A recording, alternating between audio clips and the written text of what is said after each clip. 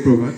আজিৰ এই পবিত্ৰ ক্ষণত আমাৰ মাজত উপস্থিত থকা সকলো গৱেষক ছাত্ৰ ছাত্ৰীকে মোৰ ফালৰ পৰা সুপ্ৰভাত জনালোঁ আৰু এই উক্ত অনুষ্ঠানটিত উপস্থিত হোৱাৰ বাবে মোৰ ফালৰ পৰা ধন্যবাদ জনালোঁ।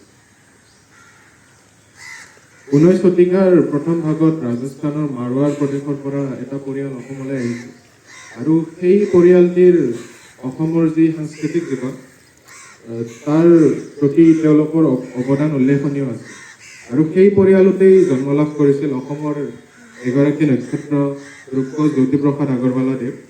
1903 চনৰ 17 জুন তাৰিখে জন্ম লাভ কৰা ৰূপকোঁৱৰ জ্যোতিপ্ৰসাদ আগৰৱালাদেৱ একেধাৰে এজন গীতিকাৰ, সুৰকাৰ, এজন নাট্যকাৰ তথা চলচ্চিত্ৰ নিৰ্মাতাৰ লগতে এজন স্বাধীনতা সংগ্ৰামীও আছিল। 1933 চনত তেখেতে নিজৰ গাঁঠিৰ ধান ভাঙি জ্যোতি চিত্ৰবন ষ্টুডিঅ' আৰম্ভ কৰিছিল আৰু তাৰ পৰাই তেখেতে জয়মতী চলচ্চিত্ৰ নিৰ্মাণ কৰিছিল। প্ৰবাদ আছে যে 1935 চনত কৰ্মৰাজিৰ প্ৰতি সন্মান জনাই আমি অসমবাসীয়ে প্ৰতি বছৰে 17 জানুৱাৰী তাৰিখে তেখেতৰ সন্মানত আমি শিল্পী দিৱস পালন কৰোঁ। গতিকে আজিও আমি তাৰ বাবে একত্ৰিত হৈছোঁহি।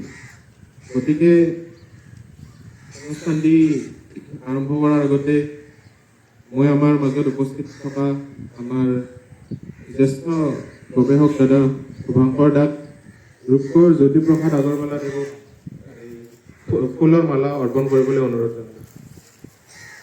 থকা হিমাদ্ৰী বাক আমি গামোচাখন দিবলৈ অনুৰোধ কৰিলোঁ।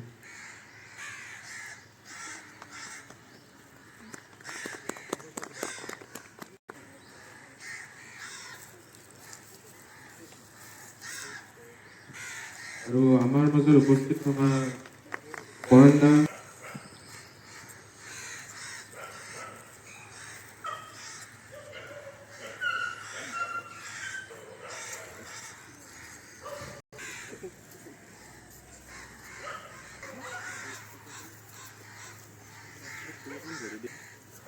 বগাখনটো সেই উলিয়াই দিয়া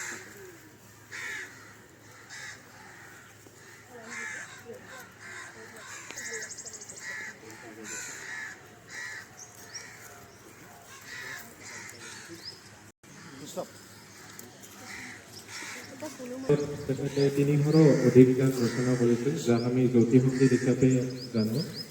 গতিকে আজি আমাৰ মাজত উপস্থিত আমাৰ হিমাদ্ৰী বাক তেখেতৰ এটি জ্যোতিসংগীত গাবলৈ অনুৰোধ কৰিলোঁ।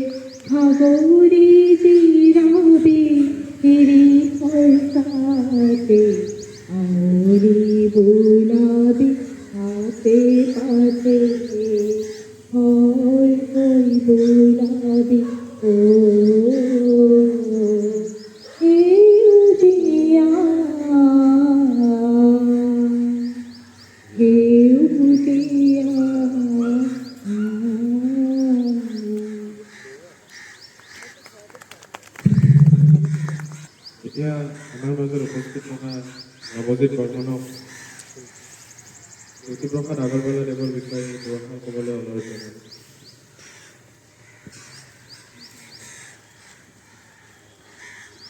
আৰু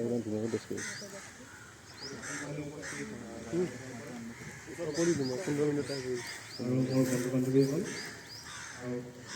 আপোনালোক সকলোকে আজিৰ এই পবিত্ৰ দিনটোত আন্তৰিক সম্ভাষণ জনাইছোঁ। আজি 17 জানুৱাৰী সমগ্ৰ অসম জুৰি পালন কৰা হৈছে শিল্পী দিৱস। আজিৰ দিনটোত 1951 চনত আমাৰ পৰম স্নেহৰ ৰূপৰ জ্যোতিপ্ৰসাদ আগৰৱালাই এই পৃথিৱীৰ পৰা বিদায় লৈছিল। যদিও তেখেত আজি আমাৰ মাজত নাই, তেখেতৰ অমৰ সৃষ্টিৰাজিয়ে তেখেতক আমাৰ হৃদয়ত চিৰযুগমীয়া কৰি ৰাখিছে। জ্যোতিপ্ৰসাদ আগৰৱালা কেৱল এজন শিল্পীয়ে নাছিল, তেখেত আছিল অসমীয়া সংস্কৃতিৰ এক নতুন যুগৰ নিৰ্মাতা। তেখেতক আমি ৰূপ কোঁৱৰ বুলি জানো, কাৰণ তেখেতে কলা আৰু সংস্কৃতিৰ জৰিয়তে অসমীয়া সমাজত সৌন্দৰ্যৰ প্ৰভাৱ বিলাইছে। তেখেত আছিল একেধাৰে নাট্যকাৰ, গীতিকাৰ, সুৰকাৰ, চিনেমা নিৰ্মাতা আৰু এজন মহান মুক্তিযোদ্ধা। তেখেতৰ অৱদান আমাৰ জাতিৰ বাবে অপৰিসীম। 1933 চনৰ শেষৰ ফালে তেখেতে ভোলাগুৰি চাহ বাগিচাত চিত্ৰবন ষ্টুডিঅ' স্থাপন কৰি প্ৰথম অসমীয়া বোলছবি জয়মতী চিত্ৰগ্ৰহণ আৰম্ভ কৰে। লক্ষ্মীনাথ বেজবৰুৱাৰ জয়মতী কুঁৱৰী নাটৰ আধাৰত নিৰ্মিত এই ছবিখনে 1935 চনত মুক্তি লাভ কৰে। 1939 চনত দ্বিতীয়খন অসমীয়া চলচ্চিত্ৰ ইন্দ্ৰমালতী নিৰ্মাণ কৰে। এই চাগতে মই মোৰ এটা ব্যক্তিগত কথা ব্যক্ত কৰিব খুজিছোঁ। মোৰ আইতা প্ৰভা কাকতি বৰ্মন, তেখেতে জ্যোতিপ্ৰসাদ আগৰৱালা প্ৰযোজিত ৰাজনৈতিক ধৰ্মী ছবি জয়মতী লিগিৰি চৰিত্ৰত অভিনয় কৰিছিল। আৰু দ্বিতীয় ছবি তথা জ্যোতিপ্ৰসাদ আগৰৱালা নিৰ্মিত অন্তিমখন ছবি ইন্দ্ৰমালতীত প্ৰভা কাকতি বৰ্মন তথা মোৰ আইতাই এগৰাকী নৃত্যশিল্পী হিচাপে অভিনয় কৰে। জ্যোতিপ্ৰসাদ আগৰৱালাৰ ৰচনা কৰা জ্যোতি সংগীত আমাৰ প্ৰাণৰ স্পন্দন, প্ৰকৃতিৰ পৰা আৰম্ভ কৰি দেশৰ প্ৰেমলৈকে তেখেতৰ গীতত আমি জীৱনৰ সকলো ৰং বিচাৰি পাওঁ। ৰূপ কোঁৱৰে সদায় বিশ্বাস কৰিছিল যে যুৱ শক্তিৰেহে এখন দেশক সলনি কৰিব পাৰে। স্বাধীনতা আন্দোলনৰ সময়ত তেখেতৰ গীতবোৰে আমাৰ ডেকা গাভৰুক এক নতুন শক্তি প্ৰদান কৰিছিল। তেখেতে উদান্ত কণ্ঠেৰে নৱপ্ৰজন্মক আহ্বান জনাই লিখিছে, বিশ্ব বিজয় ন জোৱান, বিশ্ব বিজয় ন জোৱান, বিশ্ব বিজয় ন জোৱান, বিশ্ব বিজয় ন জোৱান, শক্তিশালী ভাৰতৰ, শক্তিশালী ভাৰতৰ, ওলাই আহা সন্তানী বিপ্লৱৰ।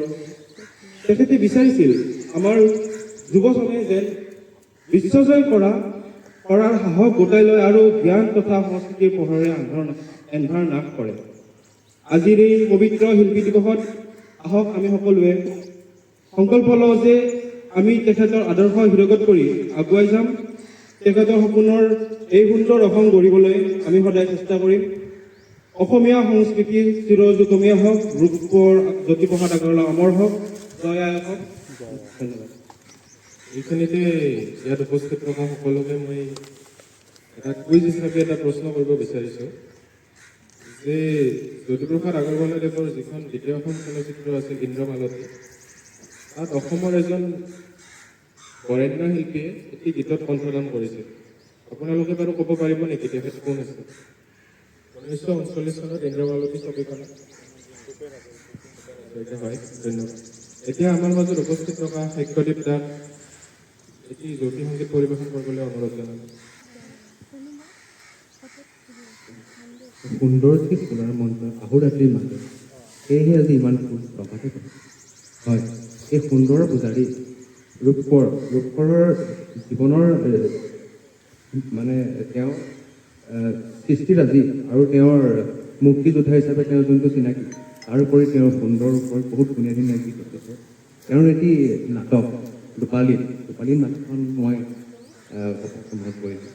তাৰপিছত মই নাটকখনত এটা দৃশ্য আছে, ৰূপালীমখনত মণিমুগ্ধই যেতিয়া ৰূপালীমৰ প্ৰথম প্ৰেমত পৰিছিলে, তেতিয়া এটা গীত এটা বাজিছিলে নাটকখনত।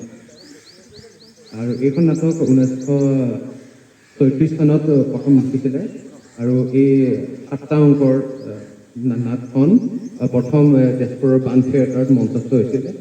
সেই ৰূপালীম নাটকখনৰ এটা বিশেষ গীত এটা মই আজি পৰিৱেশন কৰিব লাগে আপোনালোকৰ আগত। জয় আলোকম জয় আলোকম জয় আলোকম অনাদি অনন্ত প্ৰসাৰী অনাদি অনন্ত প্ৰসাৰী বিশ্ব জীৱন জ্যোতি বিশ্ব জীৱন জ্যোতি জয় আলোকম জয় জয় সুন্দৰ সত্য সনাতন জয় জয় সুন্দৰ সত্য সনাতন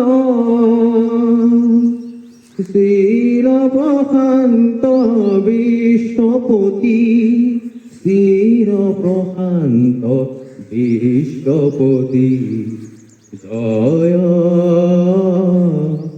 আলোকম